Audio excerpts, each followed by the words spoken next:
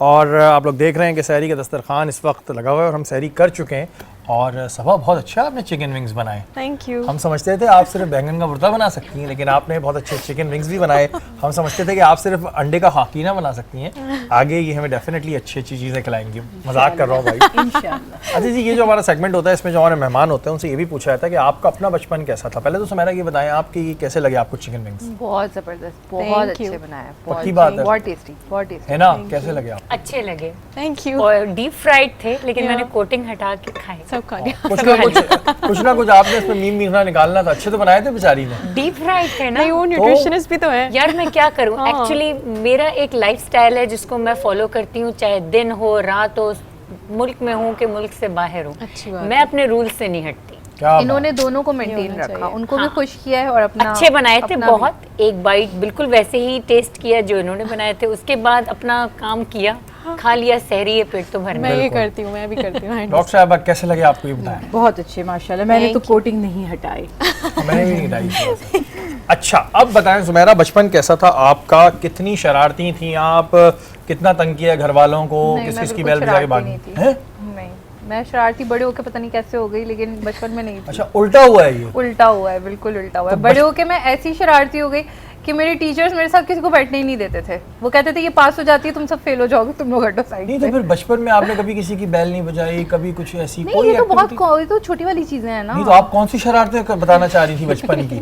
नहीं मतलब बच्चे तो बहुत ज्यादा शरारती होते हैं। मेरी बहन मुझसे ज्यादा शरारती उनकी थी। बता दें फिर बातें। वो तो मेरे सर पे उन्होंने खाद डाल दी और वो उसके बाद मुझे इस बात पे मुझे 2 घंटे रुलाया कि अब तुम्हारे सर पे दरख्त निकलेगा और फिर तुम देखो तुम खड़ी भी नहीं हो सकोगी। और मैं इसको एक्सेप्ट भी कर चुकी थी कि हाँ ऐसा हो सकता है दुनिया में। ये तो unique इतनी था। मासूम थी मैं। ये यूनिक था वैसे, वरना नॉर्मली ये यूनिक था, सर पे काट Scientific डाला। joke था। ये बड़ा साइंटिफिक था। है ना, आप कितनी शरारती थी? मैं शरारती के साथ साथ मैं बॉसी थी बहुत, ओह क्योंकि माय गॉड, बहुत बॉसी। जो मैं कहूँ वही होना है। बिल्कुल, क्योंकि एक होते हैं ना बड़ी बहन। मेरी मदर भी एक बड़ी बहन थी, मेरे फादर भी बड़े भाई थे तमाम। उनके घर की पहली औलाद मैं थी, यानी ननियाल में भी सबसे पहली औलाद मैं थी, ददियाल में भी मैं औलाद थी आपको तो पहली। बड़े फायदे हुए होंगे। ऐसे फायदे कि जो मेरे ग्रैंडफादर मेरे दादा थे और मेरे नाना दोनों तरफ, वो कहते हैं हिना कह रही है सुबह है तो सुबह है, रात तो रात। तो ये जो सेंटेंस ने ना मुझे बचपन से एक स्पॉइल्ड चाइल्ड बना दिया था। सुधरी कब फिर? बड़े होके अच्छा। जब खुद अम्मा बनी, जब मेरी शादी हुई, तो मुझे लगा पता कि हर जगह आपका बॉसीनेस नहीं चल सकता।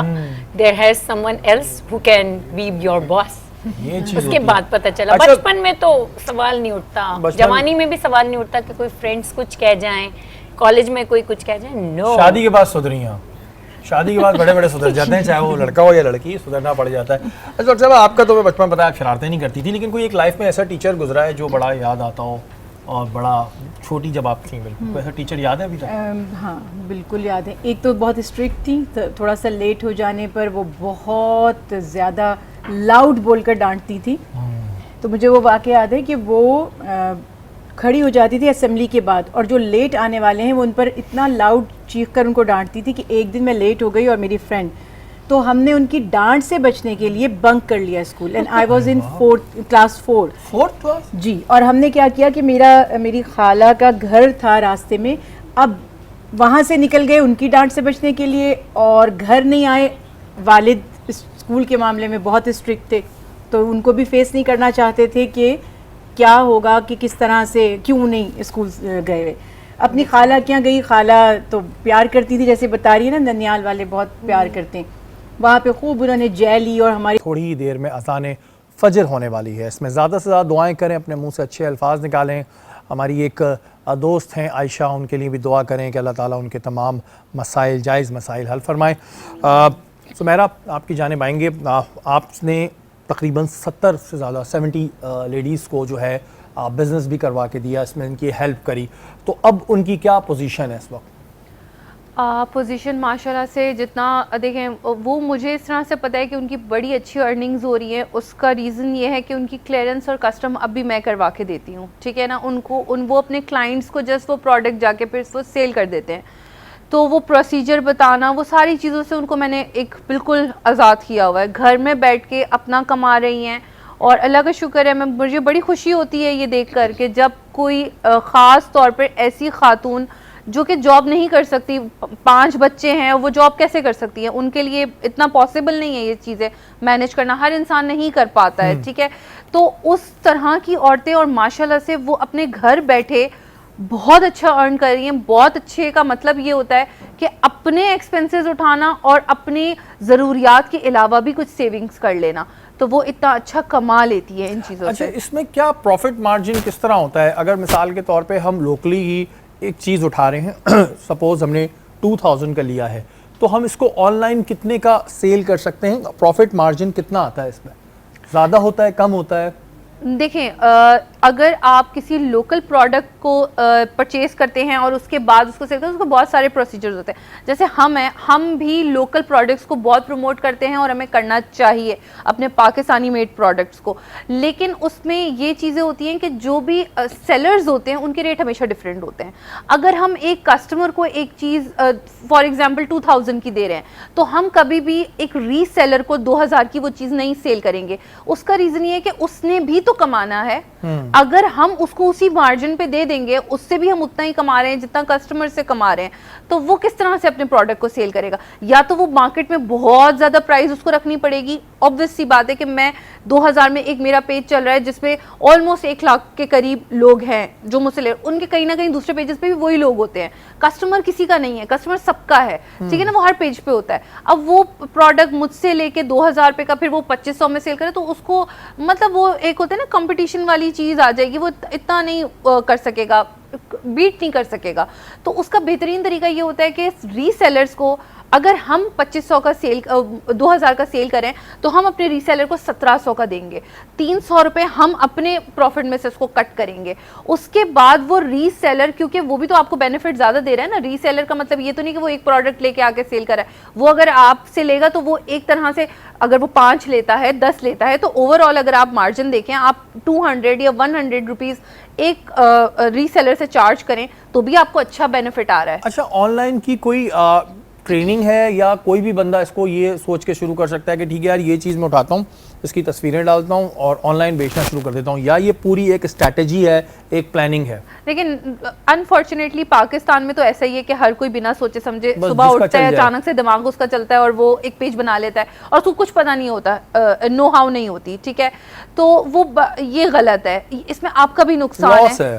बिल्कुल लॉस आपका भी है, और दूसरा सबसे एक तरह से गलत भी है और गुनाह के जुमरे में है कि आप दूसरे लोगों को तकलीफ दे रहे हो अपनी इस तरह की हरकत से, कि आपने अपनी जो है बेसिक वर्किंग नहीं की हुई, आपने अपनी रिसर्च नहीं की हुई, आप उठे, आपने ऑल ऑफ सडन एक पेज बनाया, आपको कोई नो हाउ नहीं है, सामने वाला आपसे पूछ रहा है, क्वेश्चंस कर रहा है, आप उसकी क्वेरीज रिजॉल्व नहीं कर पा रहे हो क्योंकि आपको खुद नहीं पता, तो आप कैसे उसको रिजॉल्व करोगे? आप सेटिस्फाई नहीं करोगे, फिर वो कस्टमर का प्रोडक्ट जाएगा, फिर वो आपके ऊपर शोर करेगा कि यार ये तो ऐसी नहीं थी, ये तो ऐसा था, और ये मैंने वहां पर देखे इतने का है और आप इतने का कर रहे हैं, ये तो नाजायज है। ये तो बेसिक चीज ये है कि थोड़ी सी सही, लेकिन पहले वर्किंग करें, उसके बाद स्टार्ट करें, रिसर्च के बाद, यानी कि आपको बिल्कुल मार्केट में आना चाहिए। अच्छा, इस वक्त ज़्यादा क्योंकि वैसे तो हर चीज़ की हमें ऑनलाइन चीज़ें मिल जाती हैं, हाँ। ट्रेंडिंग में क्या है? अगर हम बात करें मेल्स की और हम बात करें फीमेल्स की, और जो बिजनेस शुरू करना चाह रहे हैं, तो ट्रेंडिंग में ज़्यादा कौन सी ऐसी चीज़ है कि जिस पे फोकस किया जा सकता है?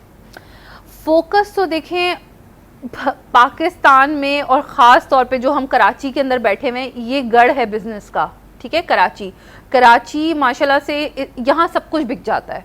ऐसी कोई चीज़ नहीं है कि आप कहो कि मैं ये स्टार्ट ले रहा हूँ और पता नहीं ये बिकेगा या नहीं बिकेगा, नहीं, हर चीज़ बिकती है क्योंकि सामने ख़रीदार कोई भी हो सकता है आपका। उसको आप नहीं सोच सकते कि आप जो चीज़ मार्केट में लॉन्च कर रहे हो या जिस चीज़ को आप स्टार्ट कर रहे हो, बरकत देने वाला अल्लाह की ज़ात है। आप जायज़ प्रॉफिट रखो और आप नबी सल्लल्लाहु अलैहि वसल्लम के अगर बताए हुई चीज़ों के ऊपर अमल करो। पहला रूल नंबर 1, आप रिटर्न लेना स्टार्ट करो। अगर प्रोडक्ट इस्तेमाल नहीं हुआ हुआ, आप एक्सचेंज कर दो। आप ना उसको पैसे वापस करो, लेकिन आप एक्सचेंज का तो रखो ना, क्योंकि देखिए अगर एक कस्टमर ने एक चीज़ परचेज की, उसको बाद में फील हुआ कि यार नहीं, मैं तो इस हील में चल ही नहीं पा रही हूँ, ठीक है, या ये तो मैंने गलती से, मैंने समझा था कि मेरा साइज 8 है, लेकिन ये तो मुझे 8 पाउंड में मुझे फिट नहीं आ रहा, मुझे 9 या 10 आएगा, तो आप देखिए ना, उसका तो प्रोडक्ट ज़ाया है, आपने नहीं लिया ना रिटर्न, उसका प्रोडक्ट ज़ाया होगा। लेकिन अगर आपने रिटर्न ले लिया तो आपकी वो चीज बिकनी है, कहीं ना क्योंकि कहीं आपके बिक पास जाएगी। कोई ना कोई और Definitely, कस्टमर ऐसा आएगा true. जिसका 8 साइज होगा। तो ये चीज लोगों को अडॉप्ट करने की बहुत जरूरत है ऑनलाइन शॉपिंग में खास तौर बिल्कुल पर। जी, ये तमाम चीज़ें इस वजह से भी हैं कि बात उन्होंने सही बताई कि बहुत से लोग हैं जो रिसर्च के बगैर मार्केट में उतरते हैं, फिर पता नहीं क्या होता है कि आप सोचते हैं कि जी ये शॉर्ट टर्म बिजनेस है, शॉर्ट टर्म नहीं है, लॉन्ग टर्म बन सकता है अगर आप इस पर प्रॉपर वर्किंग करें और ईमानदारी से करें, है ना। एक इशू बड़ा ख़वातीन में ज़्यादा आता है नाखूनों के हवाले से। इसके रीजंस क्या होते हैं कि नेल्स कुछ बढ़ते नहीं हैं, कुछ के बहुत ज़्यादा अंदर चले आते हैं, इसके रीजंस क्या है? देखें, चाहे हमारे नाखून हो, हमारी स्किन हो या हमारे बाल हो, ये कोलाजन से बिल्ट हो रहे होते हैं। कोलाजन जो कि एज के साथ साथ आफ्टर 20 हमारी बॉडी में बनना कम हो जाता है और आफ्टर 30 बहुत ही कम हो के 40 के बाद तो ऑलमोस्ट बन नहीं रहा होता। तो एक रीज़न तो ये होता है कि ग्रोथ कम हो जाती है। तो हमें ऊपर से कोलाजन यानी फूड से, डाइटरी सप्लीमेंट से हासिल करने होते हैं। इसके साथ साथ नाखूनों की केयर बहुत ज़रूरी है। कुछ लोगों को सिर्फ नाखून ना बढ़ना प्रॉब्लम नहीं होती, कुछ लोगों की नाखूनों में फंगस भी हो जाता है जिसको हम नेल फंगस कहते हैं। अच्छा, किस वजह से होता है? उसकी भी बहुत सारी वजूहात होती हैं। एक वजह उसमें हार्मोनल चेंजेस होते हैं, दूसरी वजह ओवर यूज़ ऑफ डिटर्जेंट या वाटर होता है कि अगर आपकी जो स्किन है वो इतनी सेंसिटिव है कि वहाँ फंगस प्रोड्यूस हो रही है। अगर एक जगह पे आपने देखा होगा कि एक जगह नलका कहीं से टपक रहा होता है तो नीचे काई जमती जाती है, दैट कॉल्ड फंगस। तो अगर आपकी नाखून में और स्किन के जो बीच की सरफेस होती है वहाँ कहीं ना कहीं मॉइस्चर ऑक्यूमुलेट हो रहा है तो वहाँ फंगल डेवलपमेंट ज़रूर होगा। तो देयर आर मल्टीपल रीज़न, आपको अपनी नेल की केयर ज़रूर करनी है। थर्ड रीज़न हो सकता है कि मोस्ट प्रोबेबली आप प्री डायबिटिक हो, आपकी बॉडी में इंसुलिन रेजिस्टेंट हो।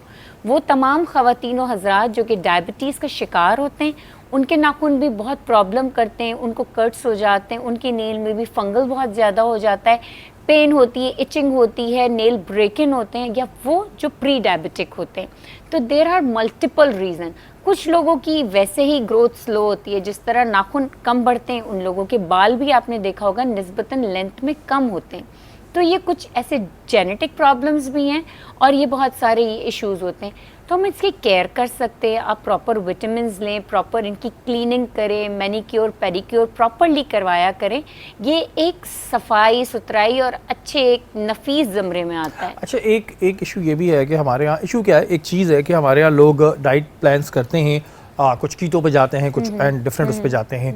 हेल्दी अगर आप वेट लॉस कर रहे हैं तो एक महीने में कितना होना चाहिए? क्योंकि एक महीने में ऐसे लोग भी होते हैं जो कहते हैं जी हमने 12 kg गिरा दिया, सो इट्स गुड, या हेल्दी वेट एक महीने में ऑन एवरेज कितना गिरना चाहिए? हेल्दी वेट एक महीने में ऑन एवरेज मैं कहती हूँ, it depends body to body, इनकी वेरिएशन क्या है, वो 3 से 5 किलो है। Okay, good. मिनिमम अगर 3 किलो भी किसी इंसान का, जो कि मैं कहती हूँ, कम हो गया है, दैट इज़ गुड, वंडरफुल। आप अपने वेट लॉस की जर्नी में आपकी बॉडी आ चुकी है। इस वक्त आप वेट लॉस मोड आपकी बॉडी में ऑन हो गया है। आप ग्रेजुअली इसको लेके जाए, क्योंकि जब जो फर्स्ट 5 to 6 जो पाउंड्स होते हैं वो तो आपकी बॉडी में वाटर वेट होता है और वो तो बहुत जल्दी निकल जाता है। फॉर एग्जाम्पल कोई बंदा 100 kgs का है, 80+ kgs का ओबीस है, तो उसकी बॉडी बहुत जल्दी वेट लूज स्टार्ट कर देगी अगर उसने थोड़े से डाइटरी यानी कि मॉडिफिकेशन आप जो कह रही हैं कि ये जो जल्दी वाली जर्नी है ये गलत बिल्कुल है? नहीं है, ये बहुत गलत है। इनफैक्ट ये जो कीटो, एटकिन, मेडिटेरियन, इतने सारे नाम है, ये डाइट प्लान नहीं है। ये शॉर्ट टर्म सिर्फ आपका सक्सेस नहीं है, आपका लाइफस्टाइल। ओके, ये इस वजह से मैंने पूछा कि बहुत से लोग इसको बड़ा फखर समझ के बताते हैं, लेकिन उनकी जो शक्ल है वो बड़ी अजीब सी लग रही होती है। अमूमन तो लोग पूछते हैं ड्रग्स तो नहीं ले रहे, तो भाई Aahista Aahista गिराएं, time to time गिराएं, लेकिन अच्छा गिराएं। डॉक्टर साहब, बात हो रही थी अदम बर्दाश्त की। क्या अदम बर्दाश्त का ताल्लुक एज के साथ होता है कि अगर लाइक उम्र बढ़ती है तो गुस्सा बढ़ता है, कुछ ऐसा है? दीन इस्लाम में तो अगर तालीमात देखते हैं तो पता चलता है कि उम्र बढ़ने से गुस्सा कम होता है, क्योंकि नफ्स जो है वो फिर उसका जो एक जोम है, जो एक तकब्बुर है, जो बहुत ज़्यादा जोश व खरोश है, वलवला है, वो भी कम होता चला जाता है। आप फिज़िकली भी डेवलपमेंट 40 इयर्स में कंप्लीट होती है तो आप तो दूसरे प्रोसीजर में चले जाते हैं वापस, जिसको कुरान पाक ने कहा है कि फिर वो उसी अपनी पुरानी खलकत की तरफ लौट जाता है और उसका आहिस्ता आहिस्ता जो सिस्टम है सोचने, समझने, सुनने, देखने का, वो सब वीक होना शुरू हो जाता है। फिर तीसरा उसमें फैक्टर ये है कि इंसान का जो दिल है वो दुनिया से थोड़ा सा उचाट हो के, आपने देखा हम लोगों के स्पेशली मुस्लिम्स में बूढ़े होने लगते हैं तो इबादत की तरफ आते हैं, और हज पे जाना है तो भी हम सोचते हैं कि जब हम जरा एक एज में आ जाएं, फिर रिटायरमेंट की करेंगे। एज में आ जाएंगे उससे तो पहले फिर हम गुनाह हज कर पर लो। जाएंगे जी। तो इसीलिए रसूल अल्लाह सल्लल्लाहु अलैहि वसल्लम ने फरमाया कि जवानी की जो इबादत है वो अल्लाह बिल्कुल। को बहुत ज़्यादा पसंद। बहुत पसंद है, क्योंकि उस वक्त नफ्स जो है आपका, you have lot of things to do, आपके पास बहुत कुछ करने कुछ को है। करने के लिए है। और उसके अलावा फिर ये होता है कि इंसान बहुत ही ज़्यादा वो एम्बिशियस भी होता है कि मैं दुनिया में, मगर मुझे अपना फ्यूचर बनाना है ये सब, लेकिन एक सर्टेन एज के बाद वो पीछे अपने जब सफ़र को देखता है तो वो सोचता है कि मैंने इतनी ज़िंदगी जो वक्फ की है दिन और रात, वो क्या कहते हैं कि उम्रे जवानी रो रो काटा, पीरी मेली आंखें मूंद यानी रात, बहुत थे जागे सुबह हुई आराम किया। तो हमारा ये हाल हो जाता है। तो वक्त के साथ कम होना चाहिए गुस्सा। और रसूल अल्लाह सल्लल्लाहु अलैहि वसल्लम ने फरमाया कि जब मोमिन बंदा बूढ़ा होता चला जाता है, जैसे उसकी एज बढ़ती चली जाती है और वो उसकी हड्डियां नरम होना शुरू हो जाती हैं, तो अल्लाह ताला भी उससे हया फरमाते। बल्कि जब मैंने फ़र्स्ट टाइम ये हदीस मुबारक पढ़ी थी तो मैं काफ़ी, मुझ पर एक इमोशनल सी कैफियत हो गई थी कि हदीस मुबारक के अल्फाज यूँ थे कि जब उसकी हड्डियाँ नरम हो जाती हैं तो अल्लाह ताला के सामने जब वो हाथ फैलाता है तो अल्लाह सुब्हानहू ताला हया करते हैं इससे कि वो उसके हाथों को खाली वापस फेर दें, और अल्लाह ताला को उस पर रहम आता है कि उसकी बूढ़ी हड्डियों को वो अजाब दे। लेकिन डॉक्टर साहब तो ये कम होना ये चाहिए चीज़ गुस्सा। आपने तो बिल्कुल सही कहा, ये आपने इस्लामी पॉइंट ऑफ व्यू से बताया, लेकिन इन जनरल हमें ये नज़र आता है कि या फिर उसके रीजंस कुछ और होते होंगे कि जब ज़ाहिर एज ज़्यादा हो जाती है तो गुस्सा आ जाना, बात बात पर शाउट करना, चिड़चिड़ापन आना, क्या उसकी रीजंस ये होते हैं कि फिर कुछ करने को नहीं होता, या फिर अमूमन ये होता है कि सास बहुओं के झगड़े बहुत हो रहे होते हैं, ये चीज़ें ये सब तो फैक्टर्स हैं। और वो जैसा अभी आप पहले ही बात कर रहे थे ना कि महरूमियाँ और नाकामियाँ वो इंसान को चिड़चिड़ा बना देती हैं और उसको ज़िंदगी में अब आहिस्ता आहिस्ता आप टायर्ड हो रहे हैं, आपके पास इतनी ताकत नहीं है, आप इतना ज़्यादा आगे कर नहीं सकते काम। जैसा कुरान पाक में भी है कि एक ऐसा शख्स जो सारी ज़िंदगी मेहनत करके अपने बाग काश्त करता है और अब जबकि उसको पता है कि मैं दोबारा काश्तकारी नहीं कर सकता और उसके बच्चे भी कमज़ोर हैं, छोटे हैं, और एक तूफ़ान या एक आंधी उसके बाग पर चलती है और उसका बाग बिल्कुल ख़त्म करके रख देती है। तो जिस तरह उस शख्स की कैफियत है, क्योंकि उसने ये दीन का पॉइंट ऑफ व्यू है, आपने आखिरत के लिए कुछ नहीं किया। देखिए अगर अब मैं ये बात कहूँगी तो जिस तरह का आज इन्वायरमेंट बन गया है, हमें लगेगा कि पता नहीं कितनी दकियानूसी बातें हो रही हैं, और मुझे ये लगता है कि हमारी जो अब की जनरेशन है वो इस बात को समझ नहीं रही कि दीन इस्लाम ही दुनिया में और आखिरत में तरक्की का राज हमें बताता है। अगर हम पॉजिटिव हैं, अब जैसे आप देख रहे हैं हमारी जो बहन कितनी खूबसूरत बातें, कितनी कॉन्फिडेंट हैं वो, और वो कितना मुतमईन है, वो काम कर रही हैं। तो इंसान के पास अगर कुछ करने के लिए होता है और वो पॉजिटिव वे में आगे बढ़ता है, उनके पास लड़ने का टाइम नहीं है, उनके पास गुस्सा करने का टाइम नहीं है। मगर जायज़ बात पर गुस्सा आना जायज़ है। अगर आपको गुस्सा आता ही नहीं है तो इसका मतलब कि आपके अंदर गैरत ही नहीं है। अच्छा, कहते हैं तो कि सही बात पर गुस्सा आना गुस्सा जो है वो सच्चे आदमी की निशानी है। ऐसे लोग कहते हैं कि जी ये बड़ा साफ आदमी है, बस एकदम फट पड़ता है, उसको गुस्सा सही आता है। Is it अगर true? अगर अगर उसमें तकब्बुर नहीं है तो, और डिपेंड करता है ना गुस्सा आया किस बात पर। छोटी छोटी बातों पर गुस्सा आ गया, बिला वजह गुस्सा आ गया, अपनी ईगो के लिए गुस्सा आ गया, वो ये तो अलग गलत बात है। है। लेकिन अगर कोई मिसाल के तौर पे झूठ बोल रहा है तो ठीक है, उसके झूठ को आप दूसरे तरीके से डिफेंड करते हैं, लेकिन कुछ लोग होते हैं जो एकदम हाइपर हो जाते हैं, शोर करने लगते हैं, ये किस पॉइंट ऑफ व्यू? वो हाँ, वो स्ट्रेट फॉरवर्ड हो जाते हैं और वो इस तरह से बहुत दफ़ा ये चीज़ें देखते हुए आ रहे होते हैं, तो फिर उनका टॉलरेंस लेवल कम हो जाता है। फिर वो बहुत ही ज़्यादा एक फर्म, जिस तरह से हमारी हिस्ट्री में बयान किया जाता है कि कुछ मुसलमान ऐसे थे अल्लाह के नबी के जो असहाब थे, बहुत नरम मिजाज थे, और जिस तरह उमर फ़ारूक रज़ी अल्लाह ताला अन्हु के बारे में बताया जाता है कि उसी वक्त स्टैंड ले लिया करते थे और उसमें कहीं कोई नरमी किसी गलत चीज़ के बारे में नहीं होती थी। और अल्लाह ताला ने पसंद फरमाया इस बात को, जब कुरान पाक में तारीफ़ फरमाई वल काज़िमीन अल गैज़ व आफ़ीन अन नास और वल्लाहु युहिब्बुल मोहसिनीन। हज़रत हसन रज़ी अल्लाह ताला अन्हु का वाक़या बयान किया जाता है कि उनकी एक खादिमा थी, उनके लिए खाना सर्व कर रही थी, तो गरम गरम जो सालन था वो उनके हाथ से गिर गया हज़रत हसन रज़ी अल्लाह ताला अन्हु के ऊपर, और पहले एकदम से उन्हें गुस्सा महसूस हुआ, लेकिन जैसे ही उन्होंने उस खादिमा की तरफ देखा तो उसने ये आयत पढ़ी वल काज़िमीन अल गैज़, गुस्से को पी जाने वाले, तो एकदम से उनका गुस्सा ख़त्म हो गया। फिर वो कहती है वल आफ़ीना अन नास, तो उन्होंने अपनी बाज़ रिवायत में कि अपनी एक कीमती अंगूठी उसको उतार के तोहफे में दे दी, और बाज़ में है कि कोई और तोहफ़ा उसको दे दिया, और फिर वो कहती है कि वल्लाहु युहिब्बुल मोहसिनीन, तो उन्होंने उसको आज़ाद भी कर दिया कि अल्लाह ताला मोहब्बत फरमाता है एहसान करने वालों को। तो हम अगर अपनी ज़ात के लिए गुस्सा नहीं कर रहे। देखिए ये बहुत अहम है। दूसरों को, हर कोई आपके लेवल का मैच्योर नहीं है। जैसे अब मैं समझती हूँ कि अगर मैं मैच्योर हूँ और मैं चीज़ों को जिस बारीकी से देख रही हूँ, ज़रूरी नहीं है कि सब देखें, तो मुझे सबसे एक्सपेक्ट नहीं करना चाहिए। उनका माहौल, उनका ब्रॉटअप जो है वो डिफरेंट, उनका स्टाइल है, उनकी एजुकेशन शायद नहीं रही होगी, शायद उनका बैकग्राउंड नहीं रहा होगा ऐसा, जिसकी वजह से वो इतना सोचने समझने के काबिल नहीं है। तो ओवरऑल दीन हमें यही बताता है कि थोड़ा नरमी से सबको समझाने की कोशिश की जाए। आजकल डिवोर्स रेशियो बहुत बढ़ गया है, इसकी एक बड़ी वजह अदम बर्दाश्त है, चाहे लड़कियों की तरफ से हो लड़कियों की तरफ से। मैं कोई अभी जेंडर पे बात नहीं कर रहा। इसके लिए क्या किया जाए, इसका आप जिम्मेदार किसको समझती हैं? एक जगह अगर लड़की है तो वो कहती है कि ठीक है, अगर मैं भी काम कर रही हूँ तो मेरे भी राइट्स हैं जो हैं, इसमें कोई दो राय नहीं है। मर्द कहता है कि जी मैं कमा रहा हूँ, तुम्हारा काम है घर चलाना। ऐसी सिचुएशन में अमूमन झगड़े होते हैं जिस पे डिवोर्स हो रही हैं।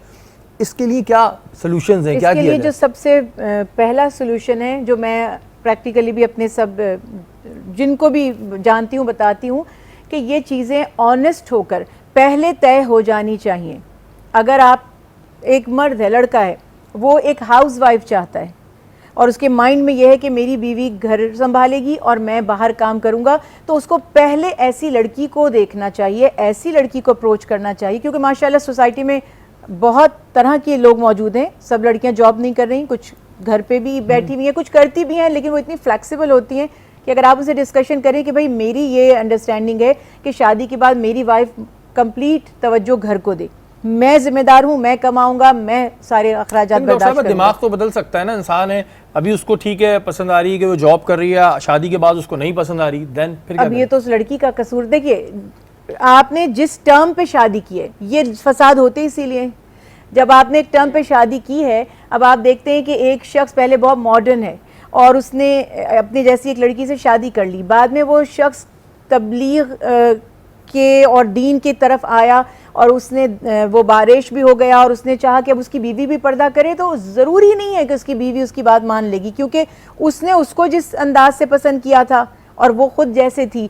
अब यहाँ अगर आप मोहब्बत प्यार से समझा सकते हैं तो समझा लें, अदरवाइज सेपरेशन के सिवा कोई रिजॉर्ट होगा भी नहीं, फिर तो लड़ाइयाँ झगड़े होते रहेंगे। क्योंकि वही वाली बात है कि उस वक्त, अब हमारे यहाँ बड़ी सोसाइटी में चीज़ें होती हैं, पहले लड़की को लेकर आते हैं और वो कहते हैं कि जी ये लड़की बुर्का पहनेगी, लड़की वाले कहते हैं रिश्ता बहुत अच्छा है, मना नहीं करना चाहिए, बाद में देखी जाएगी, कौन मनवा लेंगे अपनी बात। अब वो ऐसे हमारी आंखों के सामने हुआ कि उन्होंने बताया कि जी जहेज में, वो लड़की ने खुद मुझे बताया कि जहेज में ये लोग मेरे लिए 2 बुरके भी वो बरी में 2 बुरके भी लेकर आए थे, तो मैंने पहन लिए, लेकिन थोड़े दिनों के बाद उन्होंने कहा कि मुझे तो ये सब पसंद नहीं है, तो उनके क्लैशेस होने शुरू हो गए। तो ये सब, ये जो हम डिसऑनेस्टी है, ये आप अपने अंदर इतनी जुर्रत पैदा करें कि जो आप हैं ये मत सोचे कि बाद में हम उसको बदल लेंगे, और वो भी ना सोचे कि मैं इसको बदल लूँगा। तो ये चीज़ें पहले क्लियर होनी चाहिए। शरीयत में है कुफ तलाश करें, कुफ कहते हैं कंपैटिबिलिटी को, अपने जैसे लोगों में शादी करें।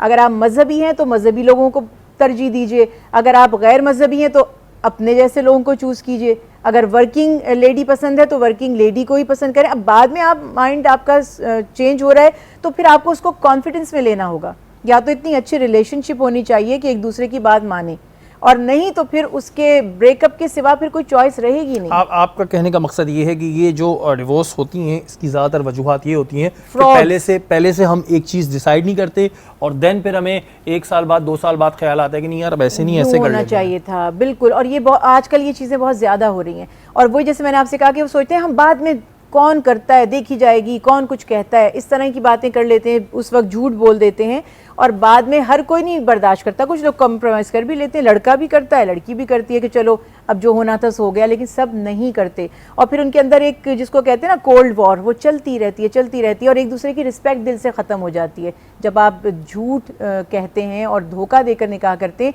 इसीलिए देखिए दीन में कितनी हुक्म था कि देख भी लें। और समटाइम ये भी होता है कि अगर शौहर गुस्सा कर रहा है तो बीवी चुप होती है और बीवी गुस्सा कर रही है शौहर चुप होता है, लेकिन कई जगहों पे दोनों तरफ से स्पार्क होता है। वो कहती है या कहता है कि अगर इसने गुस्सा किया और मैंने आज सुन ली तो करता रहेगा, तो उससे और झगड़े बनते हैं क्योंकि दोनों तरफ से स्पार्क हो रहा होता है। हाँ, अब ये कितनी अफसोस की बात है, ये तो हमारे घर की बेसिक तरबियत होती है कि कोई एक शख्स अगर गुस्से में है तो दूसरा उस वक्त खामोश हो। इससे कोई फ़र्क नहीं पड़ता कि बीवी है या मियाँ है या भाई है या बहन है या माँ है या बेटा है। अभी एक शख्स गुस्से में है, यानी कि वो एक ऐसे फेज़ में है, उसके ऊपर शैतान सवार हुआ है। आप एहतियात करें। हमारे एक उस्ताद थे, अभी जो हम बात कर रहे थे, कि वो उस्ताद कहते थे कि किसी भी चीज़ को ख़त्म करना है तो उसकी ज़िद को ख़त्म कर दें। आप जितना दोनों साइड से खींचेंगे ना, एक स्ट्रिंग है, मैं अपनी तरफ खींच रही हूँ, आप अपनी तरफ, टूट जाएगी। आप खींच रहे हैं, मैं छोड़ दूंगी, जाइए ले जाइए आप ये, तो उसको लगेगा भी जब लगने छोड़ेंगे दीजिए। तो। हाँ। तो समझ आ जाएगी ना फिर। तो बात यहाँ पर ये है कि अच्छा, एक और इंटरेस्टिंग फैक्टर जो मैं अब कहूँगी तो मेरे बहुत से भाई नाराज़ होंगे, वो ये कि दीन में बड़बोली ख़वातीन हैं। बोलने की ज़ुबान ये जो होती है ना, ये औरतों की होती है। हमारे यहाँ उल्टा हिसाब है। अब हमारे घर वाले कहते हैं कि मर्द बोले तुम चुप हो जाओ। बोलना तो औरतों का काम होता था, मर्द ग्रेसफुल होते थे उस ज़माने में भी। इतने असहाब की मिसाल है कि खामोशी से बाहर निकल जाते थे कि ये खातून अब बोल रही हैं आराम से, और जब इनका गुस्सा ठंडा हो जाएगा तो फिर ये दोनों को समझना पड़ेगा और इस पे कभी और भी बहस हो सकती है। लेकिन बात हो रही है अदम बर्दाश्त के हवाले से। फाइनली कंक्लूजन ये निकलता है कि अगर हम वक्ती तौर पर सोचें समझें, कोई भी बात सुने तो पहले उसकी तस्दीक करें, फ़ौरन रिएक्ट ना करें, क्योंकि ये जो गुस्सा है या अदम बर्दाश्त है, इससे सिर्फ और सिर्फ आपका नुकसान होता है। वक्ती तौर पे आप ये समझते हैं कि मैं इस पर शाउट कर लिया तो मैं बहुत कोई बड़ी चीज़ हो गया, ऐसा कभी नहीं होता है। लोग आपको पसंद करना छोड़ देते हैं, कहते हैं यार इससे ज़्यादा बात नहीं करो। और कभी कभी ऐसा होता है कि आपको कोई ऐसा टकरा जाता है तो शायद आपसे ज़्यादा होता है, तो झगड़े होते हैं, नुकसान होते हैं। बात हो रही थी लड़का लड़की के हवाले से, डिवोर्स के हवाले से, तो उसमें भी ये चीज़ इंपॉर्टेंट है कि दोनों को अपने अपने तौर पर अदम बर्दाश्त करना चाहिए। इसमें कोई जेंडर की बात नहीं है कि जी औरत है तो बर्दाश्त करेगी या मर्द है तो बर्दाश्त करेगा, दोनों को अपना करना चाहिए। और अल्लाह ताला हम सबको महफूज रखे। आप तमाम मेहमानों का बहुत शुक्रिया, आप हमारी नशिस्त में आए। हमारी नशरियात का वक्त इस वक्त ख़त्म हो गया है। कल इंशाअल्लाह ताला दोबारा मुलाकात होगी। तब तक के लिए अपने मेज़बान सैयद शहरियार आसिम को इजाज़त दीजिए। पाकिस्तान जिंदाबाद।